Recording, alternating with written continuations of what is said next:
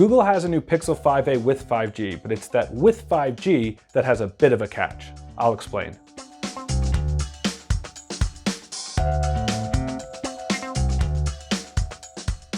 Google has been teasing a big Pixel upgrade for the fall with the Pixel 6 and Pixel 6 Pro. In the interim, it has this, the $449 Pixel 5a with 5G, a successor to last year's $499 Pixel 4a with 5G. Overall, it's not a big upgrade, but it does have some nice improvements. Let's start with the similarities. Both phones, the Pixel 4a and this year's Pixel 5a, run on Qualcomm's Snapdragon 765G processor. It has 6 GB of RAM and 128 GB of storage, same as last year. Cameras are the same as last year, 12.2 megapixel, dual pixel main shooter, 16 megapixel ultra wide on the back, right above the fingerprint sensor, and an 8 megapixel lens on the front for selfies and portraits. Also present is a 3.5mm headphone jack, which was on last year's Pixel, and it's nice that Google kept that around for at least one more year. There are some nice new improvements with this year's Pixel 5a with 5G. Among the notable ones is a slightly larger display. It's 6.34 inches compared to 6.2 on last year's Pixel 4a. There's a bigger battery inside, and it has IP67 water and dust resistance. Altogether, when you factor in that this is a cheaper starting price than last year's phone, it's nice to see that Google has made these upgrades. Speaking of battery, the Pixel 5a with 5G does include a fast wire charger in the box. It's an 18-watt USB charger.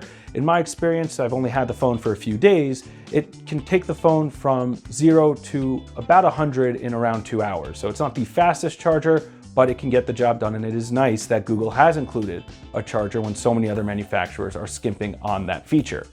What is not present, however, is wireless charging. That wasn't on the Pixel 4a with 5G, and it's still not present on the Pixel 5a with 5G.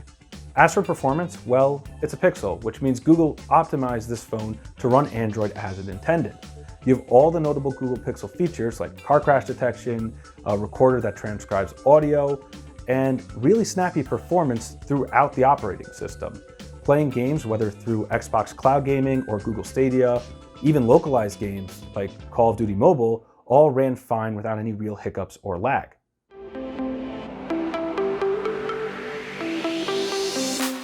For most people looking for an affordable Pixel or even just an affordable Android phone, the Pixel 5a with 5G checks nearly all of the boxes when it comes to performance. It's that with 5G, as I mentioned earlier, where things can get a little more complicated. Because of the chip shortage, Google's only selling one version of the Pixel 5a with 5G, a mostly black color that has the 6 GB of RAM and 128 GB of storage. It also means that Google is selling this phone only unlocked through its store and through Google Fi, its carrier in the US. They'll also sell the phone in Japan, but it's really just those two options if you're in the US. You can't go into a Verizon, AT&T, or T-Mobile store to buy this phone like you could have with a prior Pixel. Now, if you buy the Pixel 5a with 5G unlocked, it will work with the low-band or sub-6 5G networks from AT&T, Verizon, and T-Mobile.